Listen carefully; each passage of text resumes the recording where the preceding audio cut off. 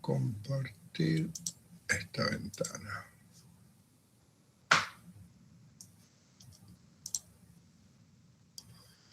¿Me confirman si se ve, por favor? Sí se ve, doctor. Excelente. Bien. El derrame pleural en ocasiones lo tomamos como un diagnóstico y en ocasiones lo tomamos como un signo más que encontramos, ¿no? Entonces todo depende del enfoque que vayamos a tomar en cuenta. Entonces lo vamos a tomar como una nosología independiente porque la presencia de líquido puede complicar la función respiratoria, pero quiero que quede claro que esta acumulación de líquido no siempre es debido a que la pleura está enferma, sino que puede obedecer a otras causas, ¿no? Entonces, derrame pleural es líquido. Ahora nosotros con la clínica lo que tenemos que tratar de comprender qué puede ser lo que le esté provocando el líquido. ¿Es una causa directa del pulmón? ¿Es una causa indirecta que obedece a otras alteraciones por cambio de proteínas, por cambio de los osmóticos, como vamos a ver cuando estemos clasificando las diferentes etiologías, ¿no? Aquí es bueno repasar un poquito lo que aprendimos en fisiología, la famosa ley de Starling, ¿no? Entonces, en ocasiones van a encontrar en la terminología como un derrame pleural primario o secundario, son sinónimos, que en términos más claros es simplemente es debido a que la pleura está enferma o es que es debido a otra causa. Entonces, para comprender un poquito mejor, es bueno reconocer un poquito la fisiopatología. Imagino que ya deben haber llevado un poquito de fisiopatología de este tema, pero si no, vamos a repasar un poquito, ¿no? Entonces, nuestros líquidos, el plasma, que está compuesto por agua principalmente, es el que se encarga de mantener los fluidos en el cuerpo, ¿no? Donde están además llevándose los glóbulos rojos, los blancos, proteínas, ¿no? Entonces, estos líquidos tienen que tener una presión y básicamente esta presión está dada por la fuerza del corazón y la resistencia de los vasos, es decir, en otras palabras, la presión arterial. Entonces, esta presión hidrostática, cuando hay una alteración en esa ley de Starling, por ejemplo, insuficiencia cardíaca, lo tomo como primero ese ejemplo porque es lo que ya han llevado en cardiología, ¿no? Lo que es insuficiencia cardíaca, ¿no? Y cuando hay cambios en la presión oncótica, es decir, que no tenemos la cantidad de albúmina suficiente para que mantenga el volumen dentro del espacio intravascular, se puede salir. Y lo más común cuando estamos hablando de afectaciones del pulmón es cuando existe afectación en la permeabilidad capilar. Esto ya por causas primarias a nivel pulmón, como ser debido a diversas inflamaciones. El común más frecuente es el tema de la inflamación del parénquima, que lo conocemos como neumonía, ¿no? Pero también tenemos que considerar otra de las variables que puede ocasionar, que es el tromboembolismo pulmonar, que ya es. A propósito, ¿ya avanzamos tromboembolismo? No, creo que no hemos llevado.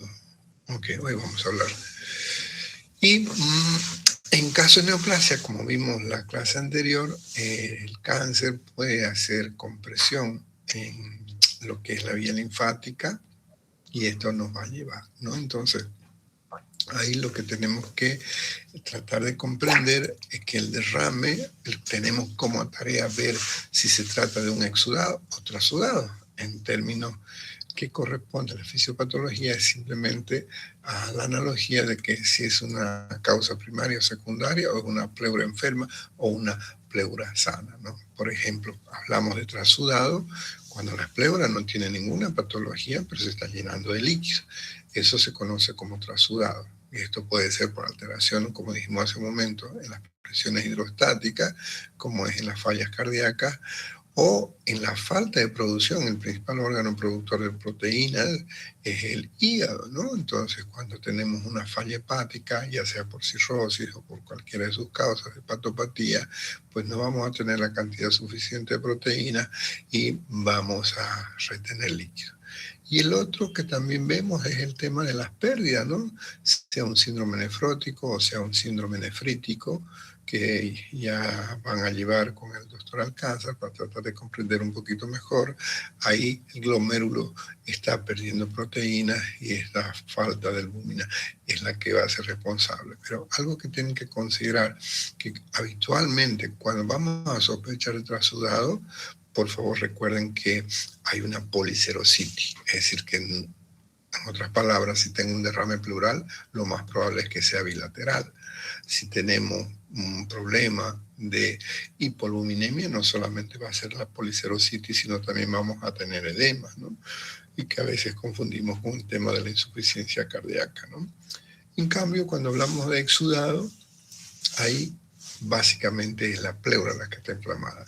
Una pleuritis de causa por un derrame paraneumónico, que se puede convertir en empiema, o en causas de neoplasias, ¿no? Donde este derrame, este líquido de sangre, ahí es la afectación. Entonces, ahí tenemos que tomar en cuenta, entonces, pero recuerden que clínicamente puedo sospecharlo, pero no lo puedo confirmar, porque la única manera de confirmar si estamos frente a un cuadro de trasudado, exudado, es a través de examinar ese líquido, ¿no? Aquí recordamos un poquito cuando hablábamos de métodos complementarios, ¿no?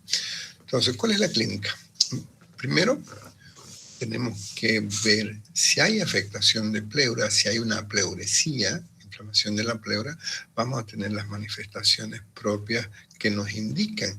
El síntoma más común es el tema del dolor tipo pleurítico. Pero si el derrame pleural no es debido a una pleuresía, es secundario o trasudado, el paciente no va a tener dolor. Entonces, ese es un dato que nos orienta.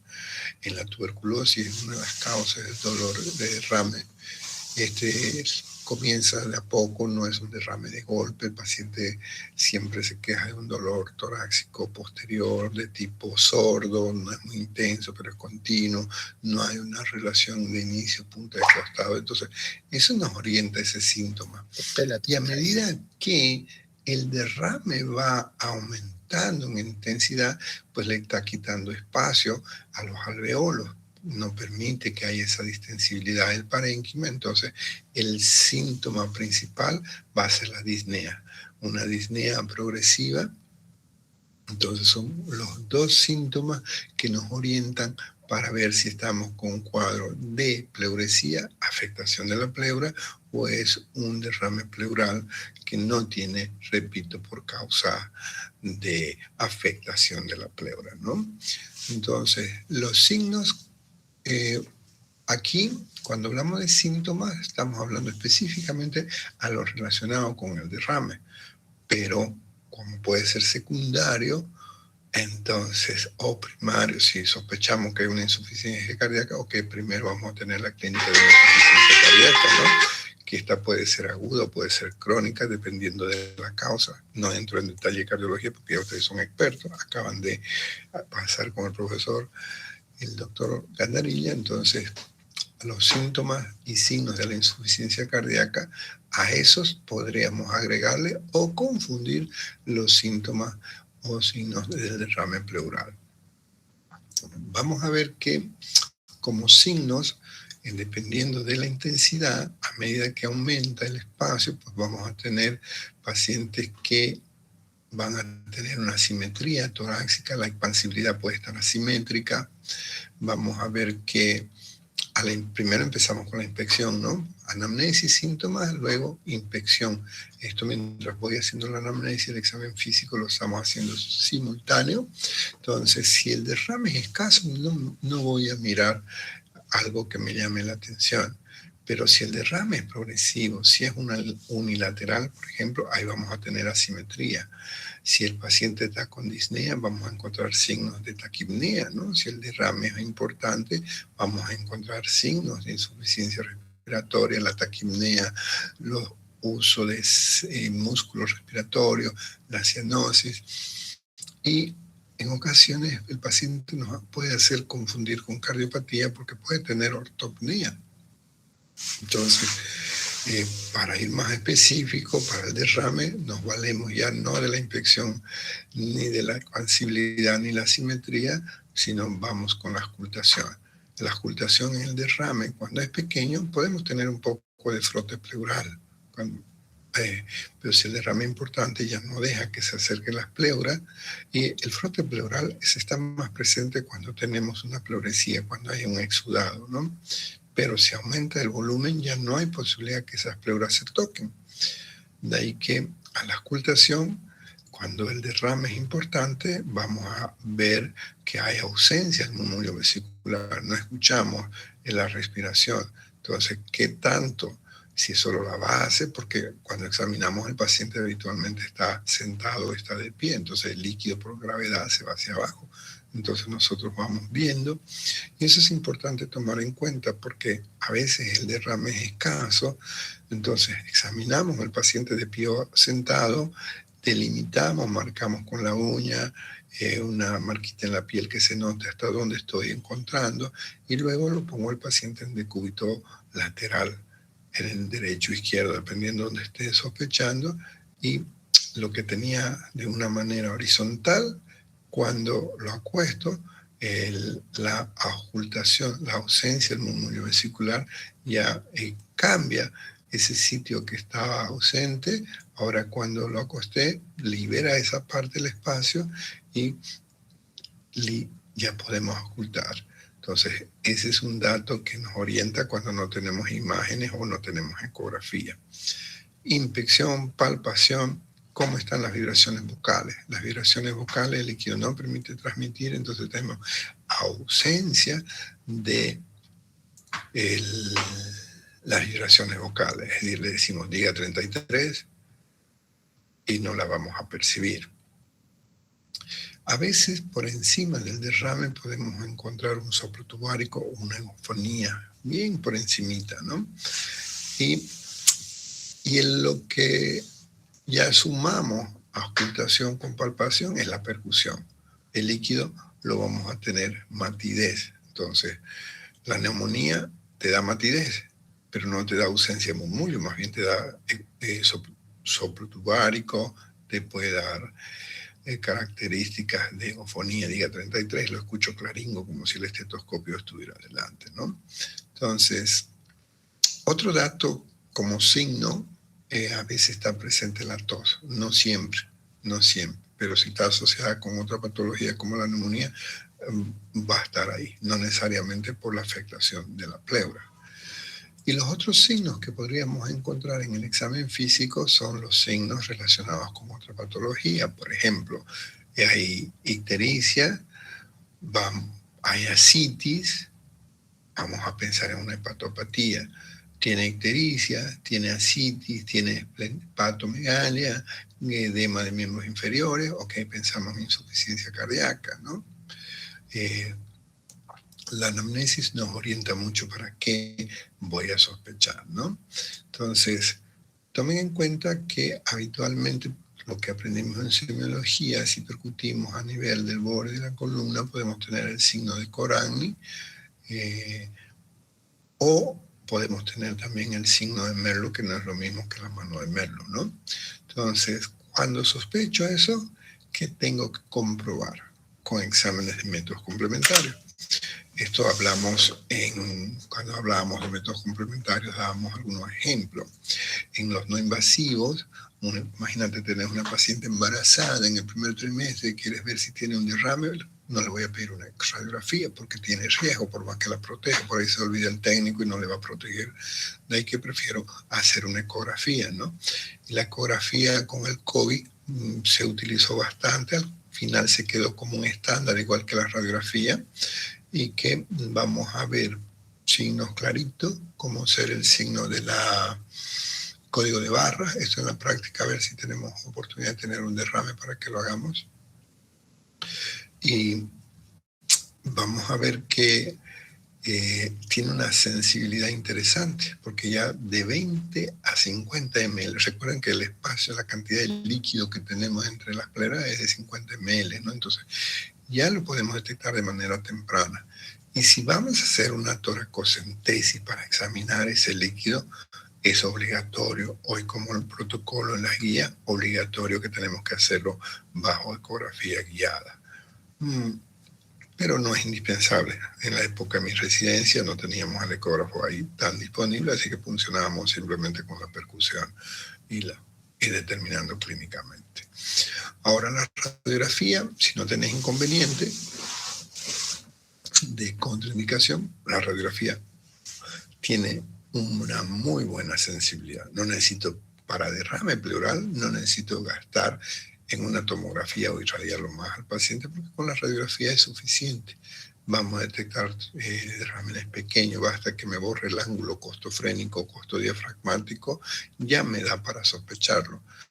Aunque ese borramiento puede también estar como otras causas, una paquipleura, por ejemplo, un engrosamiento pleural por una causa previa también puede darte esto, ¿no? Y nos puede dar los signos del menisco. Entonces, si combinás estos dos, es mucho lujo para un derrame pedir una tomografía. Pero sí, si además estoy sospechando que el problema puede ser un proceso neoplásico, pues obviamente voy a preferir una tomografía, no la radiografía ni la ecografía, ¿no? Entonces, todo depende de qué estoy sospechando. Pero si es solamente quiero ver si hay líquido, pero ¿de qué me sirve saber si hay líquido o no hay líquido? Porque como les dije, lo puedo interpretar como un signo más. Lo que me interesa es ver el conjunto de signos para tratar de entender por qué tiene ese derrame.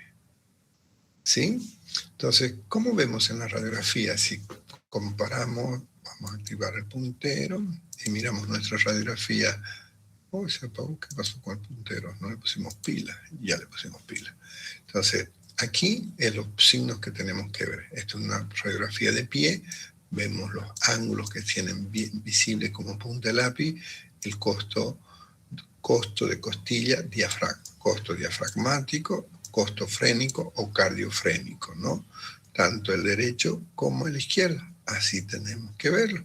Entonces, cuando tenemos un derrame, comienza a borrarse. Si el derrame es pequeñito, vamos a ver apenas borra aquí. A medida que va aumentando el derrame, pues va comprometiendo más zonas. Y algo que tienen que tomar en cuenta que esa radiopacidad, ese color blanco, generalmente va a tener como si tuviéramos un triángulo de base externa y vértice interno. Y lo que aprendimos en la curva de Monceau clínicamente también lo podemos hacer como analogía a ese abombamiento, porque la gravedad hace que tenga esa característica como todos los fluidos, ¿no? A veces necesitamos una lateral, si el derrame es pequeño, no puedo ver. En cambio, con una lateral me permite, aunque la lateral básicamente es para ver si la lesión es anterior o posterior, porque identificamos el esternón, sé que es adelante, identificamos las costillas, sé que es detrás, ¿no? Y a veces el derrame puede ser subfrénico, pequeñito, en lo cual a veces nos hace confundir. En la tomografía lo puedo ver el derrame en las dos ventanas, tanto la ventana pulmonar, parenquima pulmonar, ventana pulmonar, o la ventana mediastínica. Lo ideal es mirarlo en la mediastínica, pero fíjense, aquí yo me doy cuenta que hay una imagen radiopaca, está dando un nivel, aire libre, que ya combina un hidro de líquido, un hidroneumotórax, ¿no? Entonces, noten, aprovechando la diferencia en la anterior práctica con un compañero, no reconocía si es con contraste o sin contraste.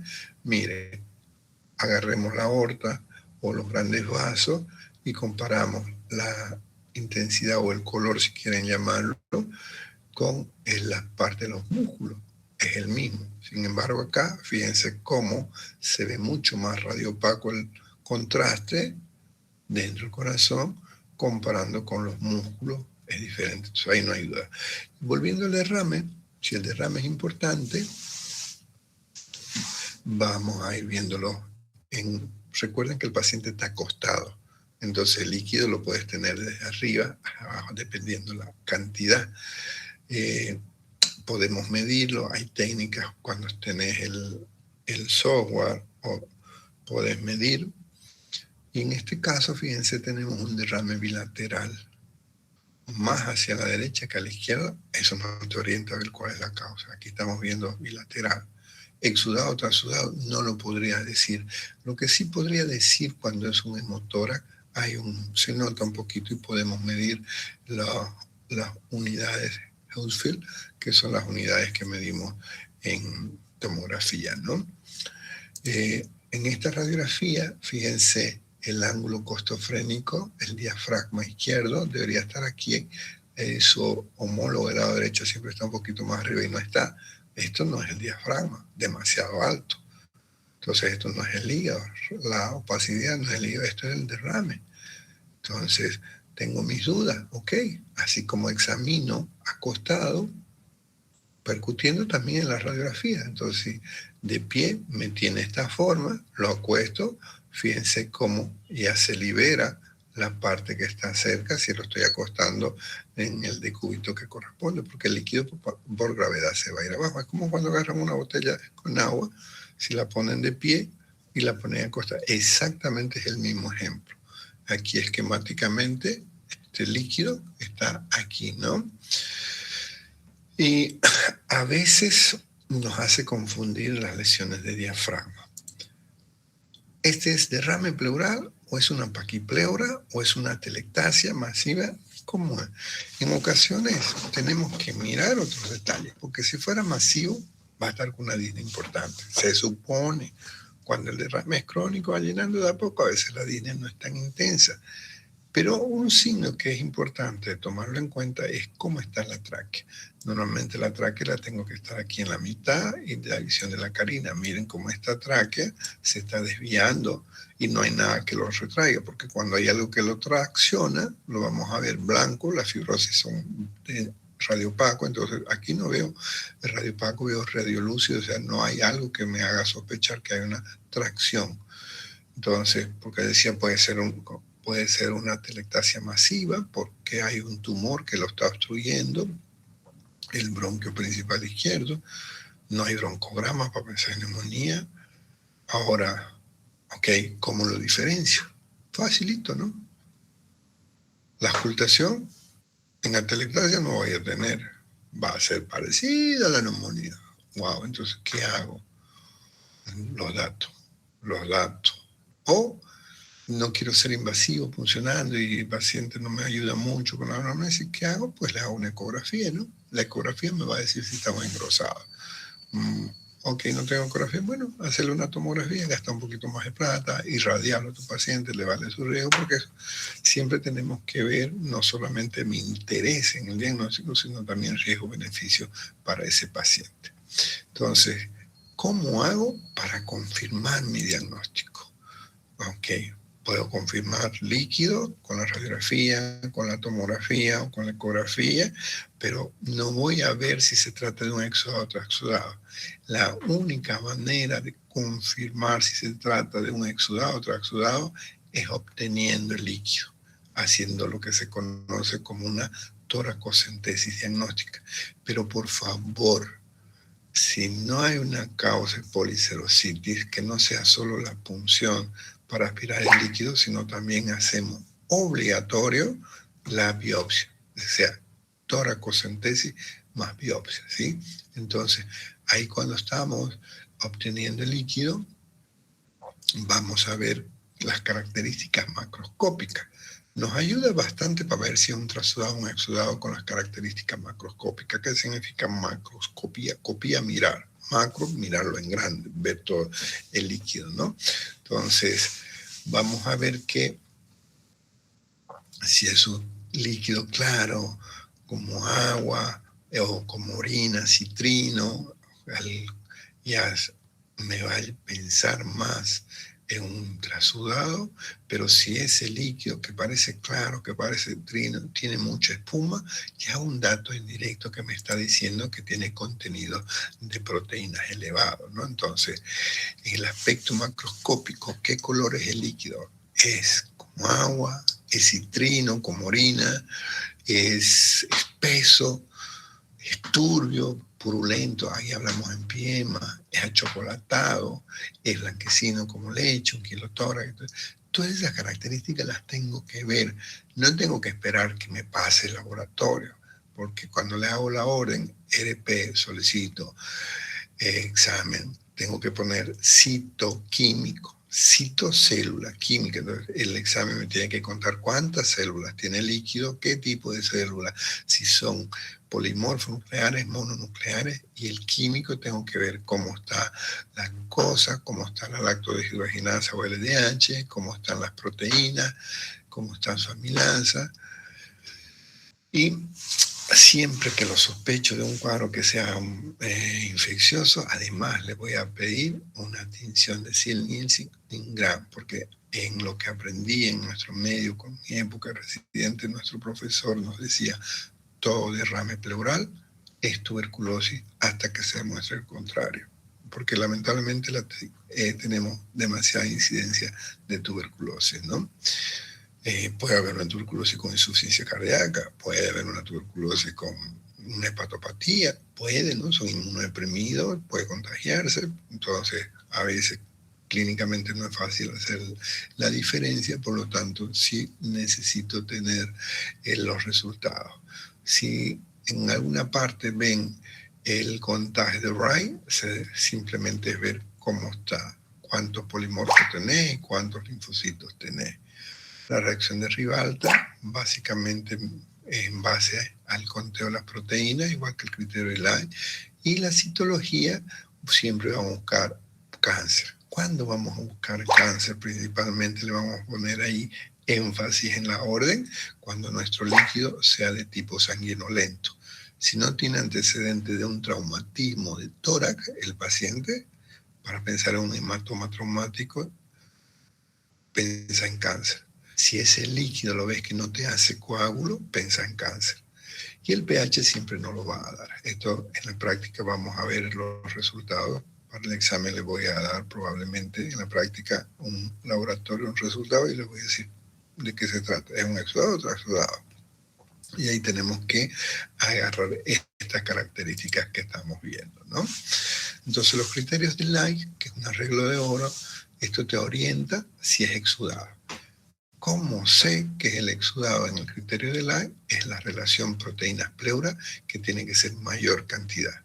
Es decir, que para poder hacer el criterio de Lai tengo que tener en el resultado el conteo de proteínas totales en albúmina plasmática, porque si solamente cuento las de líquido no voy a saber cómo están las de plasma, entonces no voy a poder hacer esta relación. Otra característica que puedo tomarlo en cuenta, puede ser que sea este o puede ser el otro, cómo está el LDH, tanto en pleura como en plasma. Entonces, si les preguntan el examen para poder el criterio de Lai, ¿qué laboratorios tenemos que solicitar? Tenemos que solicitar las pruebas en el líquido más las pruebas en sangre. ¿Cuáles pruebas? Las proteínas totales, la lactodeshidrogenasa, que te va a orientar, ¿no? Entonces, si no hay ninguno de estos criterios, ¿qué significa? Que la pleura está sana, que el derrame pleural no es por un daño en la pleura, sino es por una insuficiencia cardíaca, un síndrome nefrótico, una hepatopatía, etc. No tiene una sensibilidad al 100%, pero está por encima del 95%, por lo tanto este criterio es importante tomarlo en cuenta, ¿sí? La toracocentesis lo van a ver con más detalle en técnica quirúrgica y en cirugía de tórax. El proceso puede ser tan simple que el paciente, en este caso, le permitimos que hable por teléfono porque estaba esperando una llamada. Pero no es conveniente tenerlo distraído porque a veces al obtener bastante cantidad de líquido puede haber un reflejo que el paciente tienda a sensación de desmayo y puede caerse. Entonces, ¿qué es lo primero que se hace? Se coloca la aguja, tomamos la muestra de biopsia. Una vez que tengo la muestra de biopsia, agarro y obtengo el líquido. Aquí vemos un líquido turbio, veo espuma, ya me está diciendo turbio más espuma que esto es un exudado. Obtengo la muestra, generalmente obtenemos 3 frasquitos, es la regla, entonces saco una jeringa de 20 y los reparto en 3 frasquitos. La llave de 3 vías no permite estar organizando. Una vez que tomo la muestra, abro la vía para que comience a drenar. Si el derrame es muy intenso y tiene características de un empiema, dejo de hacer este procedimiento y coloco un tubo de tórax, como hemos visto cuando pasamos práctica en algunos pacientes con su tubo de drenaje, ¿no? Porque cuando es citrino, ok, puedo sacarle con una aguja hasta con una bránula grande, lo puedo. A veces no tengo el material o el paciente no tiene los recursos y tengo que aliviarle porque el derrame masivo me le está provocando signos de insuficiencia respiratoria, ¿no? Entonces, por favor, no se olviden. Si lo veo como sangre, voy a pensar, si es que no hay trauma, cáncer, buscar. A ti le voy a decir la citología, voy a pedir los marcadores. Este paciente con esta característica ya no es con toracocentesis simple, con agujita nomás, es con el tubo de drenaje para dejarlo a caída, ¿no? Entonces, si es como sangre, hemotórax, traumático o neoplásico. Si es como leche, pensemos en quilotórax o un pseudoquilo. Si es purulento, pensemos en empiema. Empiema es igual a infección, es una emergencia. Ese paciente tengo que, mientras más pronto le drene ese absceso, ese empiema, tenemos más chance de recuperarlo. Si es achocolatado, pensaré en una mebiasis. Si es viscoso, pensaré también en un cáncer. Dos opciones para pensar. Un mesotelioma es igual a cáncer, ¿no? Y en base a esas características, además del citoquímico y bacteriológico, que no me dice la etiología, el citoquímico habitualmente me está diciendo de qué se trata, si es exudado o trasudado, o si es un infeccioso, pero no me dice qué tipo de infección, si es por tuberculosis, o si es por una estreptococo, etc. Entonces ahí vamos a tomar en cuenta los biomarcadores. El pH te orienta. Si tenés un pH con tendencia a la acidez, aquí te está indicando que es posiblemente una complicación de un empiema y, como les dije hace un momento, acción urgente, drenaje. Mientras más pronto, si no el paciente, tenemos riesgo de choque, ¿no? Recuerden, cuando voy a medir la glucosa, la tengo que medir con la glucosa en sangre para poder contrastar. Si el paciente está con una glucosa baja y mayor, porque si le tomas las muestras y no te diste cuenta que estaba hipoglicémico, vas a pensar que el problema es bacteriano. No, por favor, siempre las dos, aunque sea con tirita, si no tiene el laboratorio a mano, hacerle una glucosinta, ¿no? Y aquí te está indicando cuando las glucosas son bajas que es bacteriano, porque se está consumiendo, ¿no? Entonces aquí sospechamos. Primera causa, por el color purulento, infección. Pero si no tiene esa característica, y es más, con características de sangre, pensar en un proceso maligno. Y algo que es importante, que lamentablemente en el examen, a propósito, ayer anoche, la mayoría del examen que corregí no lo he terminado, por eso no les he dado las notas. Preocúpense para leer un poco más, queridos amigos. Hasta ahora no he encontrado un examen con nota de aprobación. Muchos de los exámenes en blanco significa que no le están dando la importancia a la asignatura. Les recomiendo para que mejoren ese PPA, ¿no? El test de la deadomidasa, habitualmente se utilizan valores que están como margen entre 30 a 40 el valor normal. Entonces, un valor mayor de 40 unidades por litro ya es muy sugestivo de tuberculosis. El ADA no es para otro tipo de bacteria. No es para Klebsiella, no es para Streptococcus, no, por favor. ADA es sinónimo de buscar tuberculosis. Y los triglicéridos, si tengo ese paciente lechoso, ok, voy a medir los triglicéridos líquidos como también de la sangre, y además me puede llevar a sospechar que puedo tener una ruptura del conducto torácico. La citología, para ver si es neoplasia, lamentablemente en la primera muestra apenas te alcanza un rendimiento de sensibilidad del 60%. Y en la mayoría de mi experiencia de residente, que es donde uno se le graba más la cosa, ni chicha ni limonada, no podríamos definir lo que se trata. Entonces, el algoritmo básicamente es esto. Sospecho clínicamente un derrame, trato de confirmar con una imagen, ya sea de radiografía o de ecografía. Fíjense que no les pongo con preferencia la tomografía, porque es mucho lujo, ¿no? Pero si estoy sospechando otra cosa más, ok, sí vamos, ¿no? Una vez que confirmo que hay un derrame, vamos a la toracocentesis para ver de qué se trata. Utilizamos los criterios de Lai para ver si es un exudado o si es trasudado. Recuerden, con un criterio, es decir, relación proteína o relación LDH, no necesito tener los dos. Uno solo es suficiente para decir que es un exudado. Una vez que tengo ese líquido, hacemos la orden RP, citoquímico bacteriológico, más tinción de Ciel Nielsen, más ADA, para ver de qué se trata. Y aquí me van a llegar los resultados. Y si es exudado, pero no sé cuál es la causa, biopsia pleural. Pero nosotros, por el tema de la alta incidencia de la tuberculosis, es de cajón, como les mencionaba hace un momento. No puedo hacer punción si no voy a hacer la biopsia. En la práctica nosotros tenemos el conflicto en el hospital que no siempre tenemos la famosa aguja porque no es con cualquier aguja que se puede hacer biopsia. Entonces a veces nos limitamos solamente al drenaje, no cumplimos la norma, pero no es que nos olvidemos, sino es que no tenemos las condiciones de esa agujita. Entonces una vez que tengo definido si es un exudado o trasudado, ¿qué hago, no? Si es trasudado, ¿qué tengo que hacer? Si es importante el derrame, tengo que drenarlo. Aunque la causa se vaya a volver a formar porque es cardiópata, porque es renal, porque es hepatópata, no importa. Ese paciente no está pudiendo respirar. El líquido le está haciendo una acción mecánica a esos alveolos, no está permitiendo, entonces tengo que drenarlo. Generalmente los trasudados son bilaterales. Rara vez vas a encontrar unilateral, porque si tenés falla de albúmina, pues obviamente se va a ir a toda la serosa, ¿no? Entonces no va a ser solo a la de serosa derecha o la serosa izquierda. Eso tomen en cuenta, pero no es 2 más 2, queridos amigos. Muchas veces me he encontrado con derrames que son trasudados y es solamente en un solo sitio todavía, ¿no? Entonces, en estos casos de que estoy seguro que es un trasudado, no le voy a poner un tubo de drenaje grandote, provoca más dolor y más riesgo de infecciones, ¿no? Entonces aquí vamos a hacer con una aguja fina con drenaje, ¿sí?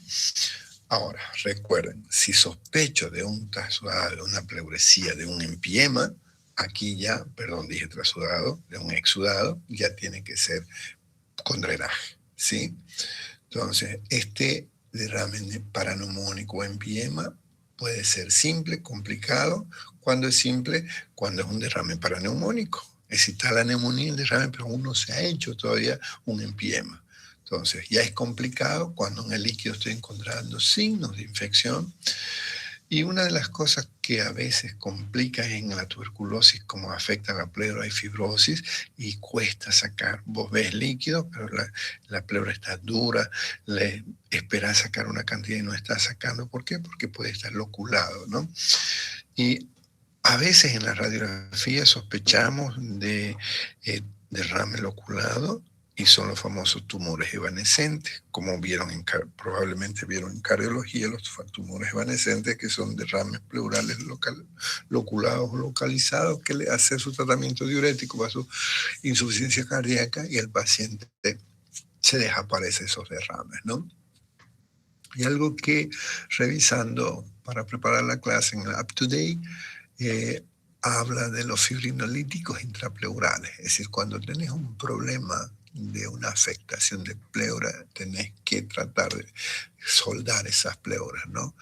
Eso lo van a ver más en técnicas quirúrgicas, ya mencionamos en la parte de tuberculosis.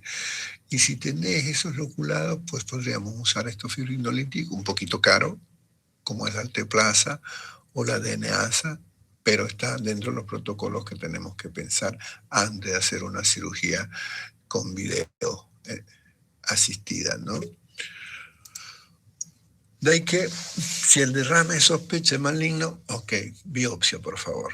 La biopsia, porque tengo que buscar marcadores histoquímicos y ver en el microscopio ese tejido para tratar de ver, ¿no? A veces esos derrames no los podemos parar y se siguen formando, ¿no? Entonces ahí habrá que hacer una pleurodesis química, ¿no? También lo hacemos en la tuberculosis, como mencionamos, ¿no? Le metemos entre las pleuras para tratar de soldarlas y evitar que se formen, ¿no? El más frecuente que se usaba era el talco, tiene una eficacia 80-90, pero puede darse, ¿no? A veces usamos un catéter pleural. En estos casos, si es locular, no lo vamos a usar, ¿no? Entonces hay que tomar en cuenta de qué se trata antes de ver qué decido. No es que le esté haciendo propaganda a Notebook, sino es hacer, esto es un recordatorio para ver si les interesa hacer ya estamos en las últimas 2 semanas y quisieran tener algunos puntitos extra, ¿no? Estar trabajando con su bitácora. Bitácora, en otras palabras, no es más que el registro de las actividades que estén haciendo a través de su cuadernillo. Es un mensaje subliminal que les pongo aquí, porque siglo XXI, sino un médico que no usa la IA está en desventaja, ¿no? Hay situaciones especiales y las complicaciones que tomamos en cuenta, ¿ya? Entonces, sospecha motora, ¿qué tengo que hacer? Insisto, buscar causas de trauma o que el paciente esté usando anticoagulantes. Si ninguna de esas cosas y es fumador o está perdiendo peso, esa fiebrecita que no pasa, pensemos en cáncer, ¿sí? Kilotórax, recuerden, tenemos que ver qué tal están sus triglicéridos, ¿no? Es un paciente bebedor, es gordito, come muchos dulces, tortas, etc. Y el edema de reexpansión post-toracocentesis es algo que hay que considerar. Por favor, no sacamos, por más que el paciente esté disneico, no sacamos tanta cantidad de líquido de golpe. Normalmente vamos sacando de una manera paulatina, 300, 500, lo paro, 10 minutos, 20 minutos, voy abriendo para evitar estas características del edema de reexpansión que puede complicarte, ¿no? Entonces, y habitualmente no sacamos más de 1,5 litros si quieres disminuir los riesgos. Y algunas personas se olvidan y tienen complicaciones de choquearse y pueden hacer cuadros severos que hasta pueden fallecer tu paciente, ¿no? Entonces, en resumen, estas 2 últimas diapositivas, para cuando repasen, solamente necesitan estas 2 últimas diapositivas que está dentro de su material de consulta, que es lo que tenés que hacer frente a un derrame pleural. Primero, tratar de reconocer la etiología. ¿Cómo voy a sospechar la etiología? Con la anamnesis. Si tenés sudoración, si tenés pérdida de peso, es sintomático respiratorio, ok, vas a pensar en una tuberculosis. No, es un cuadro agudo, con fiebre, dolor punta de costado, voy a pensar en una neumonía. El paciente dice que tiene ortopnea, que es cardíaco, toma medicación para los cardíacos, y está, ok, pienso en una insuficiencia cardíaca. Entonces, la etiología la tengo que sospechar previamente en la entrevista. Cuando termino la entrevista, mi examen físico, mi anamnesis, ya yo he detectado ese signo que es el derrame pleural, ok, pero también tengo que tratar de considerar de qué se trata, trasudado o exudado. Ok, tengo duda, hagamos la punción. ¿Qué voy a buscar en la punción? Básicamente el criterio de Lai. ¿Qué tengo que ver el criterio de Lai? Bueno, no me acuerdo el criterio de Lai porque yo soy amigo a veces, no me deje el nombre, me olvidé del autor. Ok, decime qué vas a buscar. Con que me digas, voy a ver cómo están sus proteínas. Perfecto. Aunque no me digas cómo está su LDH, cómo está su glicemia, con que te acordes que la proteína es un marcador importante. Si las proteínas están elevadas, ¿cómo sospecho que tiene proteína? Se le preguntó en el examen. Por la característica espumosa. Si veo que ese líquido tiene mucha espuma, ¿a qué? Espuma es igual a proteína elevada es igual a qué? A exudada. Entonces significa pleura enferma. ¿Qué tengo que buscar? ¿Cuál es la causa más frecuente de derrame pleural? Tuberculosis, hasta demostrar lo contrario. ¿Que puede ser por una neumonía? Sí, puede ser, pero ¿qué tan probable? Ahora, la neumonía y la tuberculosis la puedo reconocer en la clínica con la anamnesis, ¿no? Entonces, tratamos de ver. Y la ecografía solo te dice que puede ser un exudado cuando es contenido hemorrágico, porque la sangre tiene otra densidad en la ecografía, la podemos ver, ¿no?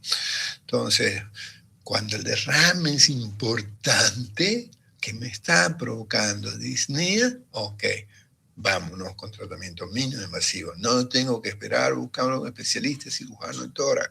Ustedes, queridos amigos, tienen que tener la destreza de ubicar. Mejor si estás con el ecógrafo. No, mejor pídete consulta al cirujano que venga y lo haga. Ok, perfecto. Pero cuando estés en tu provincia, a veces no lo vas a tener. Yo tuve una mala experiencia en mi provincia, nunca me voy a olvidar. Estaba de turno, me llega un paciente con un escopetazo. ¡Pum! Radiografía, líquido, eso era un hemo. Ok, yo me acordaba que tengo que hacer esto, pero lo que no aprendí, y ustedes van a aprender para que no les pase, era cómo se armaba los frascos para obtener. Porque no es conectarlo al frasco y que vacíe solamente. Porque tenés que colocar en el frasco que tenga el sello de agua. Eso lo vamos a ver en la práctica. Voy a insistir para que no les vaya a tocar esa mala experiencia. La suerte que tuve que había una enfermera con muchos años de experiencia que se dio cuenta que yo no tenía ni idea. Imagínate, el doctor Toledo, año de provincia mía, pero sabía qué hacer, lo que no sabía era cómo armar bendito frasco. ¿Cuántos años han pasado y lo sigo recordando? Pero cada vez, cuando me toca este tema de hablar con ustedes, me voy a asegurar que sepan armar el sello de agua. Un detalle que a veces te complica si no lo sabes hacerlo, ¿no? Entonces, y en esta lámina es el resumen de todo, ¿no? ¿Qué tengo que tener claro? La fisiopatología, la clasificación. Anoche en el turno hablábamos un poquito con el doctor Aguilar y me gustó lo que me compartió, que es el ver tu pensamiento. Me mostró un artículo de Harvard que es similar a lo que hacemos nosotros con el mapa conceptual, pero nosotros en el mapa conceptual de síntomas y signos tratamos de buscar, pero no entramos en la fisiopatología. Y él me mostró algo que vamos a integrar. Ustedes están llevando fisiopato, entonces va a ser más fácil. Ok. ¿Alguna pregunta en cuanto a derrame pleural? ¿En cuanto a pleuresía? Si hay alguna pregunta, por favor, con toda confianza, pueden levantar la mano.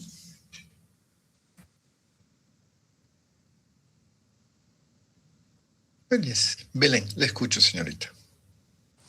Buenas noches, doctor. Disculpe, ¿y cuando es un derrame pleural multitabicado, eso ya tiene, es con tratamiento o directamente pasa a ser cirugía? Depende de la cantidad. A veces con los multilobulados más que tabicados, el término que utilizamos lobulado, generalmente lo intentamos drenar. Si vemos que no conseguimos obtener, hacemos el control de la radiografía y vemos que el tubo se ha ido a otro lado, no donde queremos, entonces ahí llamamos al cirujano de tórax porque ese paciente tiene que ir a quirófano. Y a veces terminan haciendo una toracotomía con una pleurotomía. Gracias, doctor. De nada. ¿Alguna otra consulta? ¿Puede bajar la mano, Belén?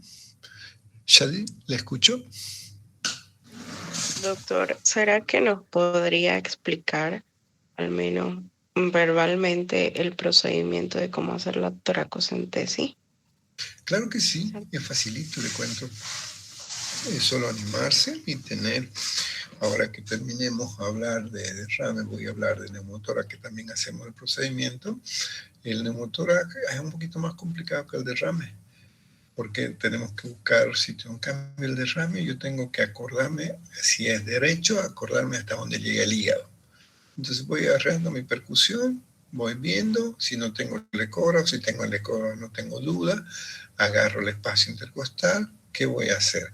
¿Con una aguja o con un tubo de tórax? La técnica varía un poco, ¿no? Entonces ubico generalmente el quinto o sexto espacio, pongo anestesia, aunque sea un trocar, siempre le ponemos un poco de anestesia porque duele las punciones, porque no son agujas más gruesas para poder sacar el líquido, ¿no? Y luego conectas con tu llave 3 vías, conectas donde vas a drenar y empezás a dejar que salga solito. De preferencia el paciente acostadito si tenés alguna patología. Si no, puede estar sentado como les mostré en el gráfico. Ahora que hable de neumotórax, voy a mostrar unas imágenes y en la práctica lo vamos a ver mejor porque hay muchos pacientes con tubos de drenaje para que podamos visualizarlo. Pero en técnica quirúrgica con seguridad que le van a mostrar la asepsia, la antisepsia, colocar el campo, primero que te coloques tu material de bioseguridad, te van a mostrar que tienes que colocar justo por encima del borde esternal, porque en el interior están las terminaciones nerviosas, va a provocar menos dolor. Solo tenemos que tener la precaución de dónde es, ¿no? Si es derecho o izquierdo. Tengo en la memoria, ahorita me viene mi residente por estar charlando, puso el tubo en el lado equivocado. ¿Y por qué lo puso? Porque no auscultó, no percutió, se fijó solo en la radiografía, pero la radiografía la puso en la negatoscopio volcada. Pobre paciente. 2 tubos, uno en vano y el otro que tenía que ser necesario. Y eso solo por no tener una precaución, porque imagínate que lo pongas volcado o que el radiólogo se equivocó en poner la marca. Por eso, antes de hacer procedimientos, debemos verificar en la clínica qué lado está la matidez. ¿Alguna otra pregunta? Gracias, doctor.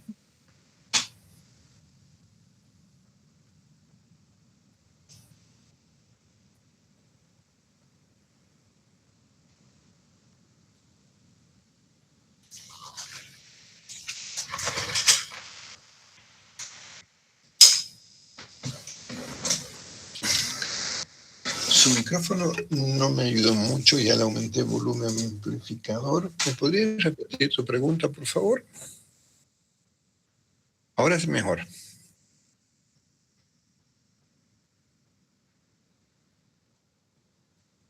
Samantha, ¿puedes hablar un poquito más lejos de tu micrófono?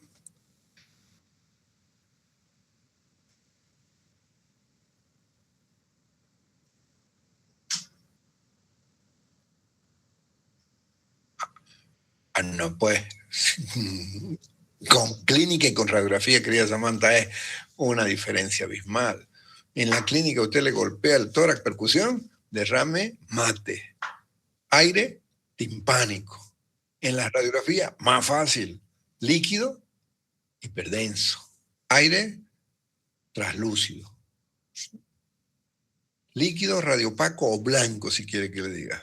Aire, negro o radiolúcido.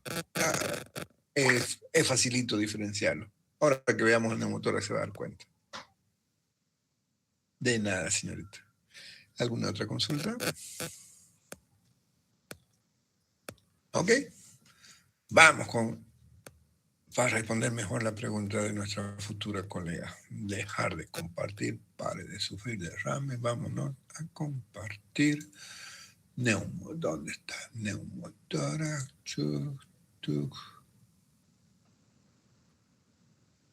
PowerPoint, cerrar este. PowerPoint, derrame pleural. Adiós. Neumotórax, presentación. Compartir. Turururum.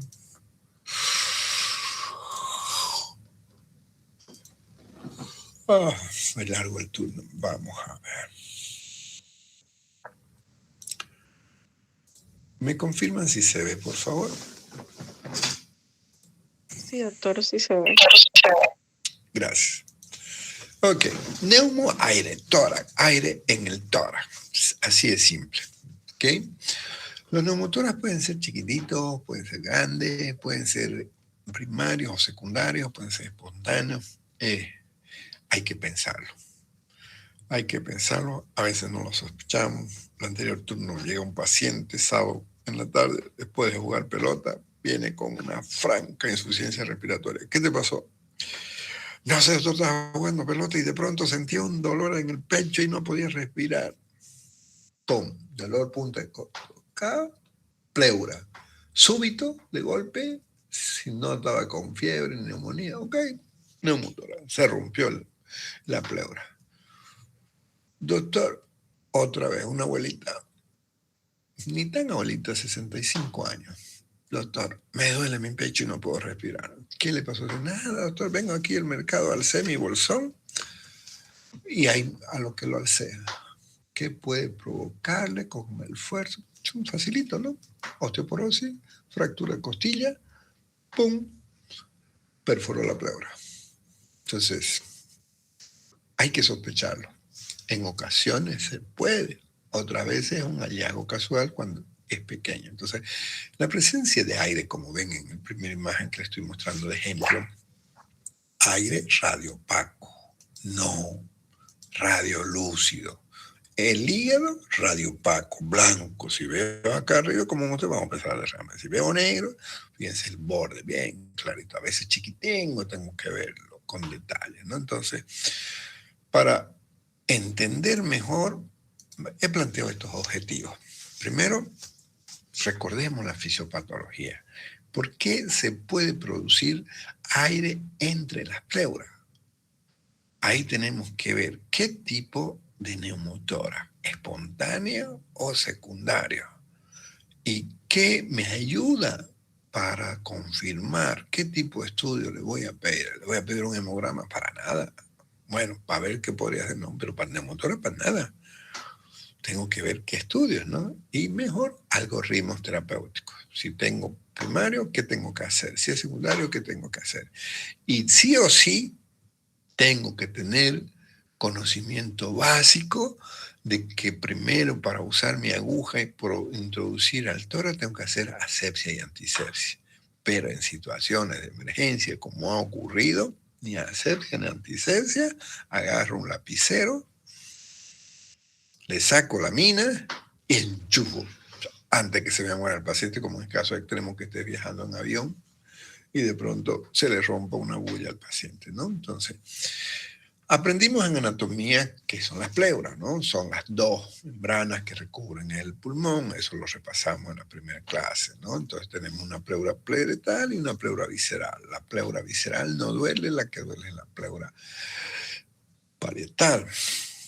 No siempre va a estar acompañado del enfisema subcutáneo, eso hay que tomar en cuenta, ¿no? Entonces, les mencionaba el sello de agua por la presión negativa, porque si hay un orificio, ¿cómo se llama? En vez de no hablemos con términos de orificio, hablemos de una fractura expuesta, es decir, que esté en contacto con el aire, pues cada que respire ese diafragma va a chupar aire de afuera y va a aumentar ese neumotórax. Entonces hay que tomar en cuenta, ¿no?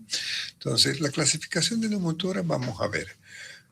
¿Querés la clasificación de tipo primario y secundario?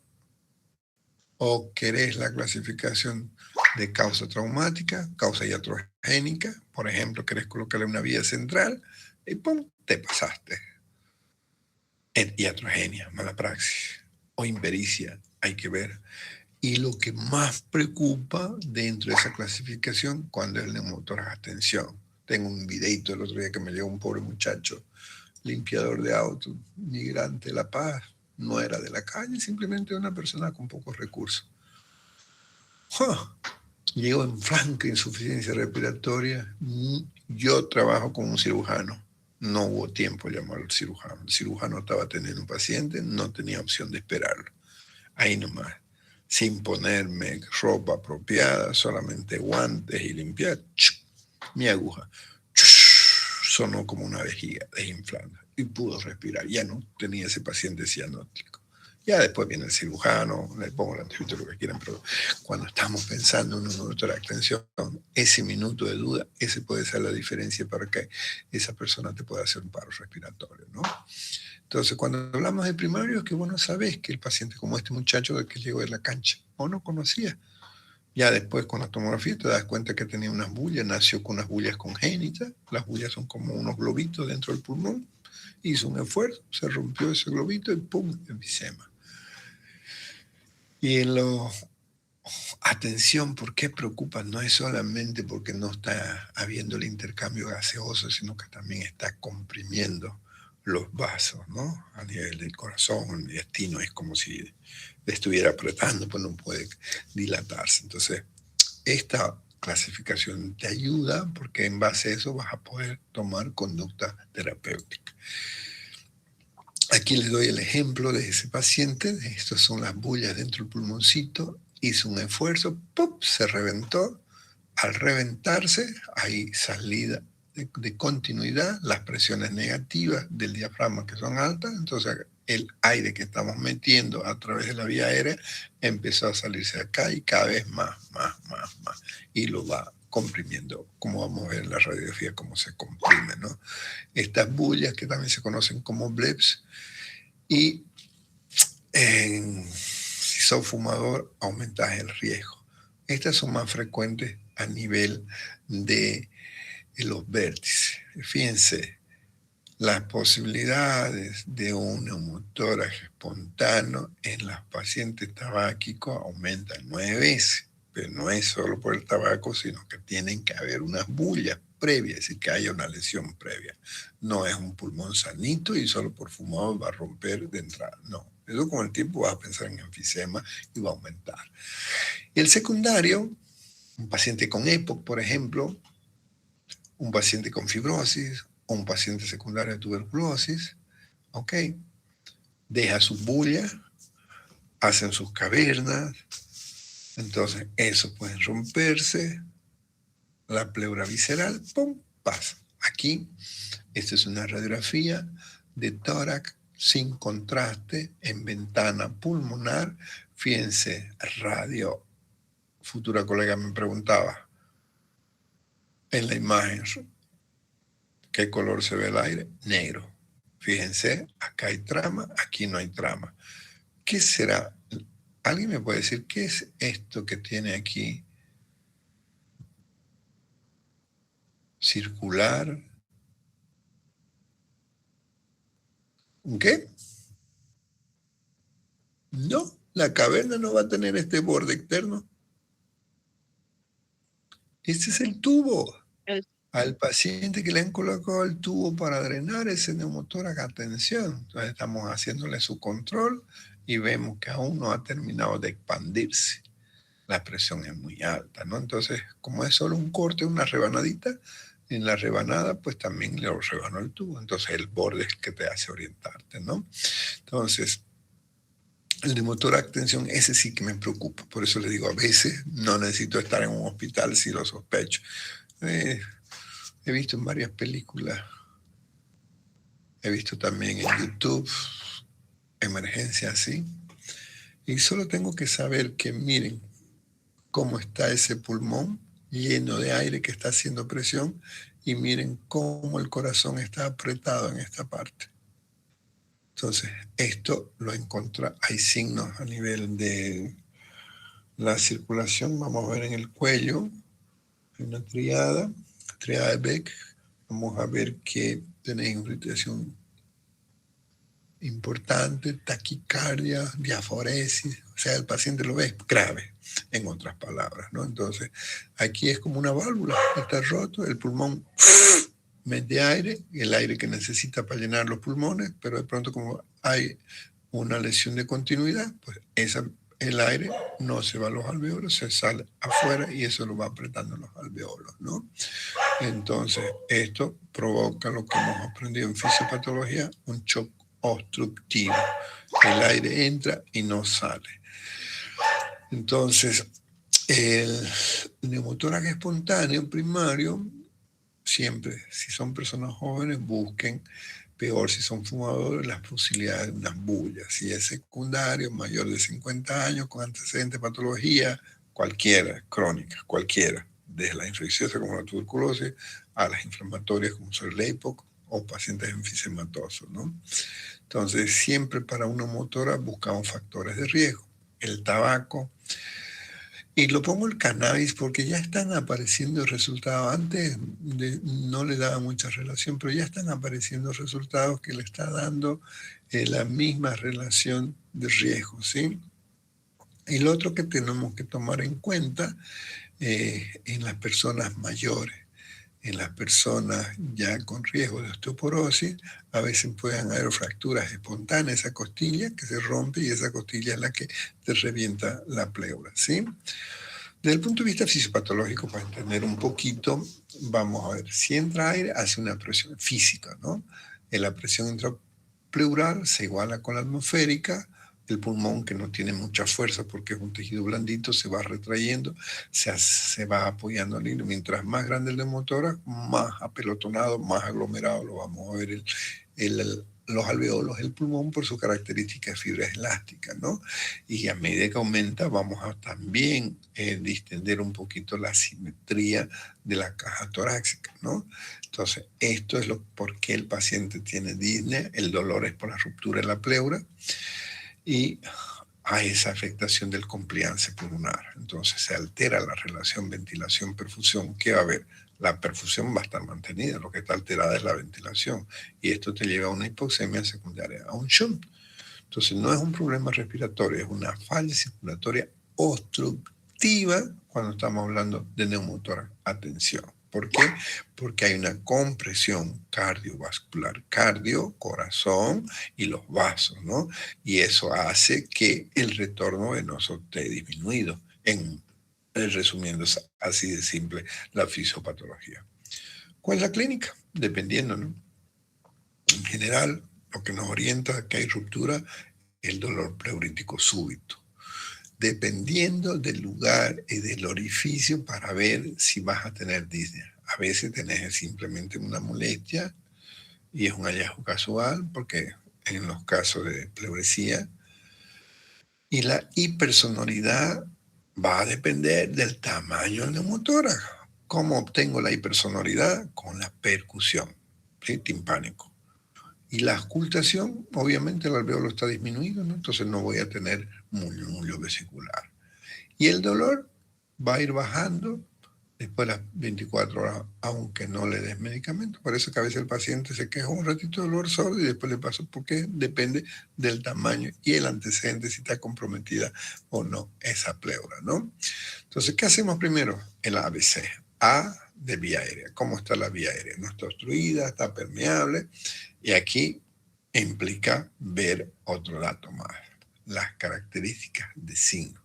Hemos tenido en pacientes traumáticos una asimetría de la cara y el aire ya no se quedaba solo en el alveolo, empezó a salir en el tejido celular subcutáneo y se fue hasta la cara. Y no exagero que en ocasiones hemos tenido pacientes que encuentran enfisema subcutáneo hasta en las piernas, porque como es tanta la presión del aire y fácil, puede ser muy dramático. Y a veces vas a ver esos pacientes con una deformación de toda su asimetría de las márgenes de la cara, del cuello así abombado, ¿no? Y lo agarras y vos le apretas y un godet positivo. Hago la analogía del godet cuando marcamos edema, apretas el pecho, te deja marcadísimos los dedos ahí hundidos. Porque el aire pues blandito, ¿no? Más blando que el líquido, entonces apretás. Entonces, estos pacientes, cuando son vas a ir la B, que es la respiración de breathing, ¿cómo está? Si está taquipneico, con enfisema subcutáneo, por más que la vía aérea esté permeable, el aire se está saliendo.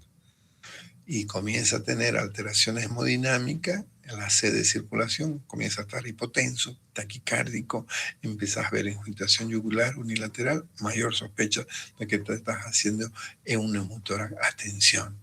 Entonces, mientras más grande el neumotórax, más desaturación va a haber. No le pongo el oxímetro, me doy cuenta. Su disnea, su taquipnea y la cianosis van a ser los parámetros que me está diciendo que está desaturando ese paciente. Cuando son espontáneos, hay riesgo de recurrencia. Es decir, que lo solucionaste, pusiste su tubito, le quitaste y al tiempo, pum, le vuelve a aparecer otro neumotórax. Entonces, hay uno del 20 al 30%.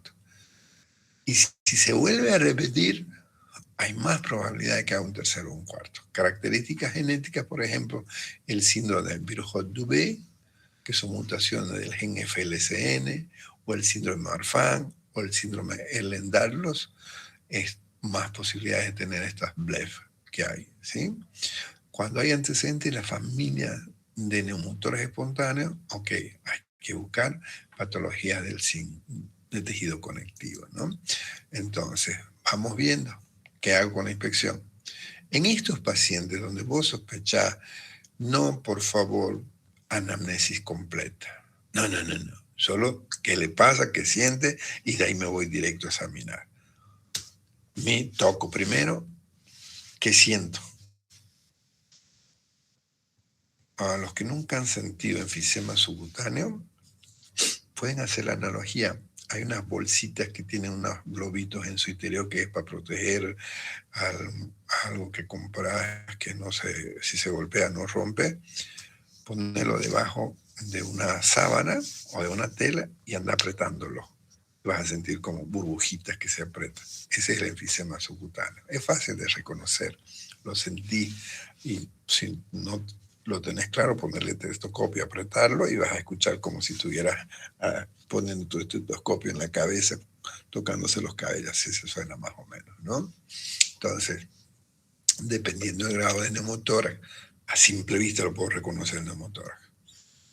Cuando tenés esa simetría de la cara, del cuello, es neumotórax. Pero van a ver que no hay 2 más 2. Hemos tenido un paciente con neumotórax importante sin enfisema subcutáneo. Es decir, que rompió la pleura hacia el lado adentro, no hacia el lado de afuera, ¿no?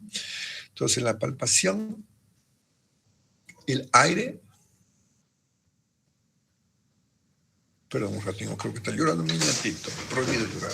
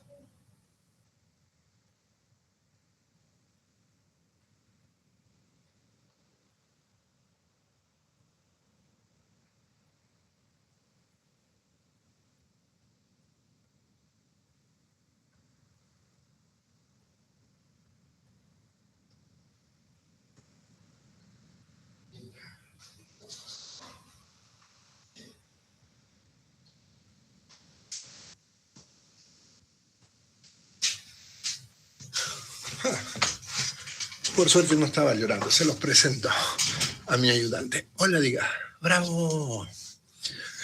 Entonces, les decía, el aire no transmite. Pongo las manos, expansibilidad, va a estar disminuida dependiendo de las características, del tamaño, va a haber asimetría. Diga 33, no voy a percibir vibraciones vocales tan ausentes. La percusión es lo más clarito. Golpeamos, tum, tum, tum, tum, timpánico. Ahí con eso me queda claro. Entonces, murmullo vesicular ausente, timpanismo y ausencia de vibraciones, no hay duda. No hay duda. Diagnóstico diferencial. Por el dolor y la disnea puedo pensar en un tromboembolismo, pero el tromboembolismo nunca me va a dar timpanismo. Por el dolor y la disnea puedo pensar en un infarto, sí, pero no me va a dar enfisema subcutáneo, no me va a dar ausencia de murmullo. La disección aórtica, dolor intenso, pero no me va a dar timpanismo, no. Entonces, en la pericarditis, dolor intenso, pero no da enfisema subcutáneo, no da matidez, no da timpanismo, no se saca, ¿sí? Entonces, ahí hay que tomar en cuenta. Y otro caso que hay que considerar que es raro es el neumotórax catamenial. Esto está relacionado con, no, con el ciclo menstrual, en la endometriosis, es decir, el tejido o el tejido, al micrófono, ¿no? Hola, el tejido del endometrio puede estar fuera del endometrio, del útero, y en ocasiones puede tener en la parte de la pleura. A eso hablamos de neumotórax catamenial. Lo sospechamos en mujeres en época que coincide con el periodo, ahí hay que pensarlo, ¿no? Entonces en la radiografía, como le mostré, en la radiografía es facilito. Micrófono, ¿no, papito? Sí, el micrófono. En la radiografía vamos a ver que, miren, a veces no es facilito cuando es un neumotórax pequeño, no es fácil encontrar estas líneas, son laminares, decimos, ¿no? Esto no requiere tubo, esto no requiere que haga un procedimiento invasivo, no me está haciendo un neumotórax. Atención, A veces la calidad de la radiografía no es tan buena. Si ustedes se fijan, ¿hay neumotora o no hay neumotrama? Aquí me parece una línea, no hay trama, pero también aquí me parece no. Fíjense que tenemos que ver el escápula, el omóplato, la sombra del omóplato me puede hacer sospechar. Entonces lo miro con detalle y no hay, aparte de la densidad ósea, no tengo trama vascular. Entonces, es que no siempre hay el enfisema subcutáneo, no siempre la neumotora es tan grande para ver. Aquí, mostrándole que no tenemos problema, vamos a ver lo que les decía. En la ecografía, en el modo B o el modo M, en el modo M, el famoso signo que hablamos de, no lo vas a sacar, de que su madre se ha ido a entrenar, entonces me toca ayudar un ratito. El signo de el código barro, no, eso no sale. Le voy a dar otra cosa. Toma. Ahí está. Este es el signo del código de barra, que así se ve cuando el pulmón está con aire. Cuando es líquido es diferente, ¿no? Entonces nos ayuda. Vamos a ver el signo de código de barra o el signo del slide pulmonar. Y cada vez más ustedes, todo médico debe tener dentro de su formación el POCUS, que es la abreviación de ultrasonografía en el punto de examen. ¿Se cayó?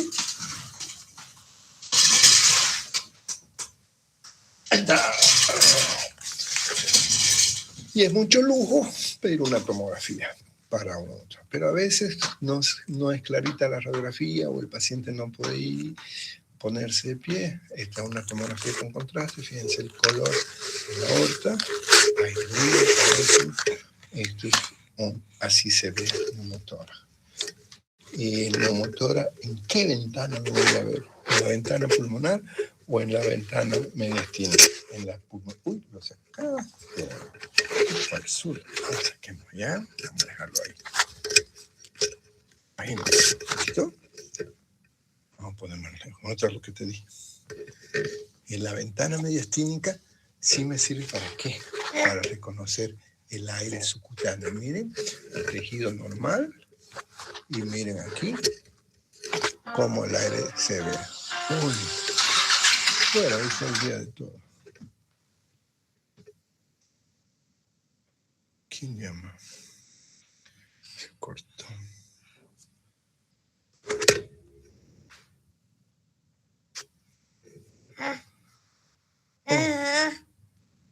Oh, no. Ya tengo horas.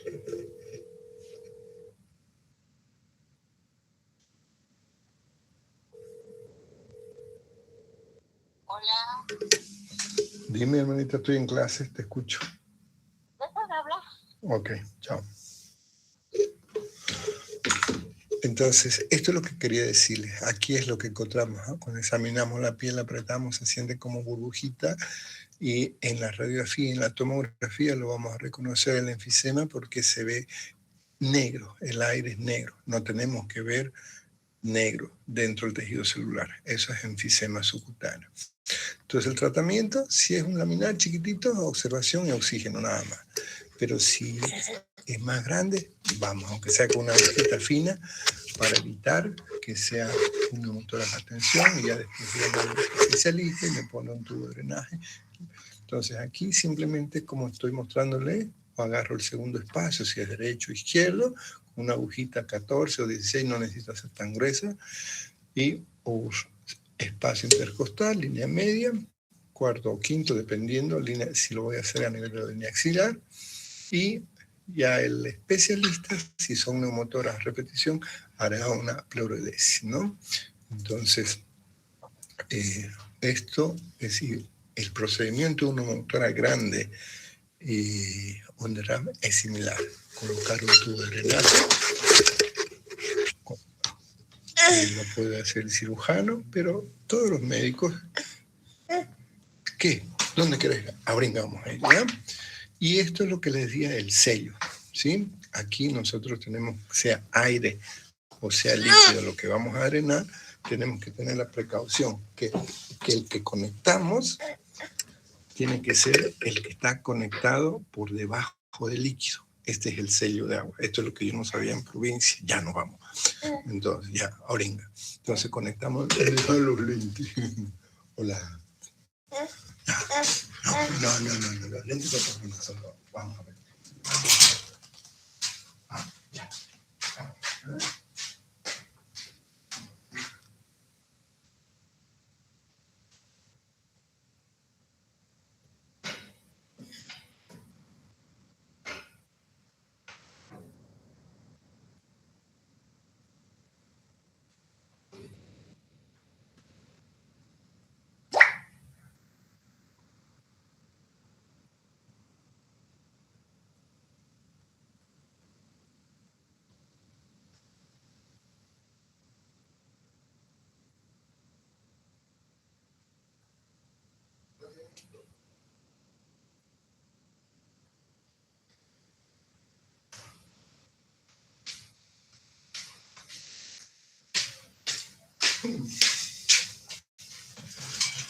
Van a disculpar, pero no se puede evitar chochar.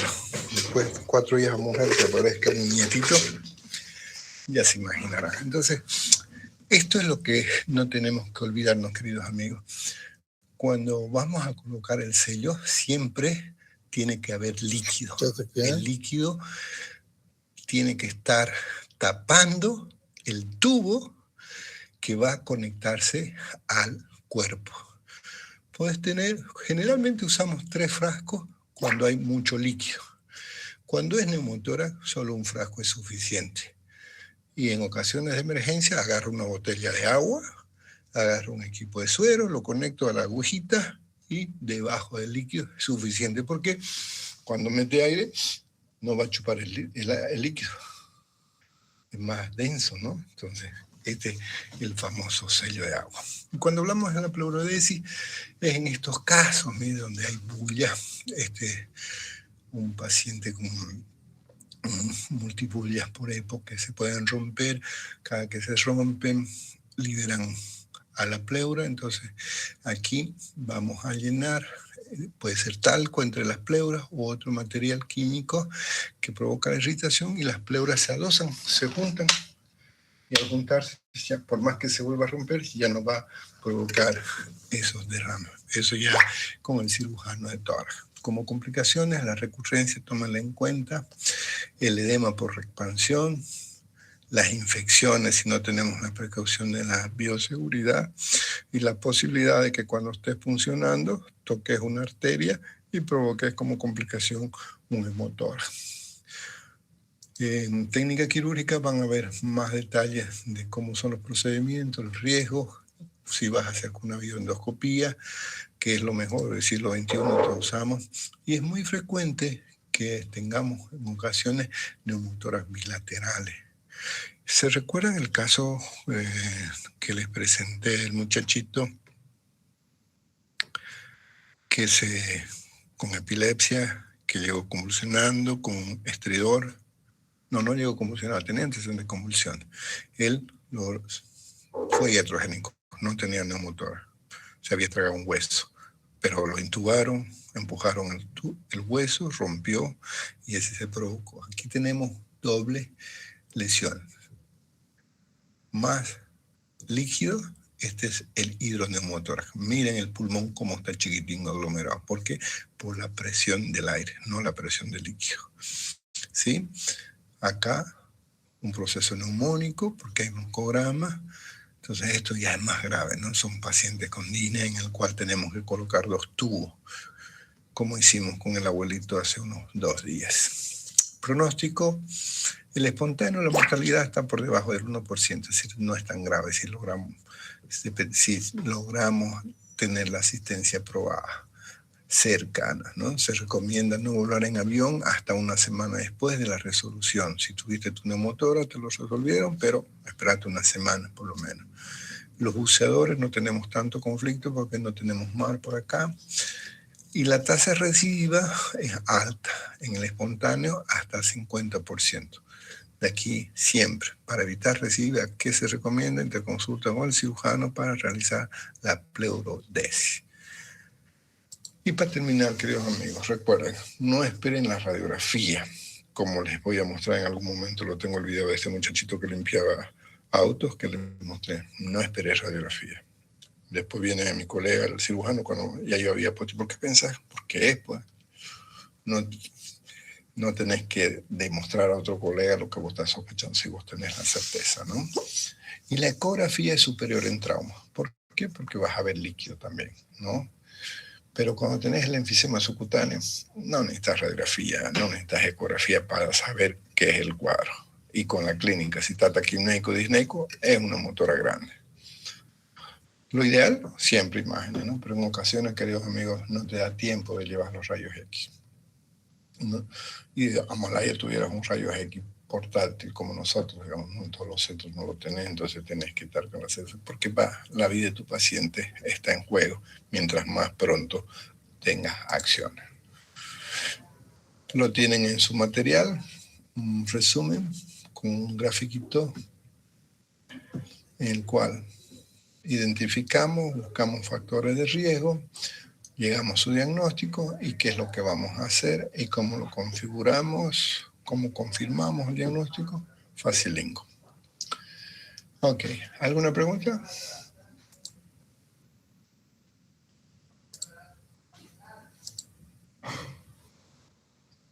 No, doctor. Muy bien. Me voy a colocar en modo niñero. Que tengan buenas noches. Muchas gracias, doctor. Gracias. Muchas gracias, doctor. Hasta luego, doctor. Gracias.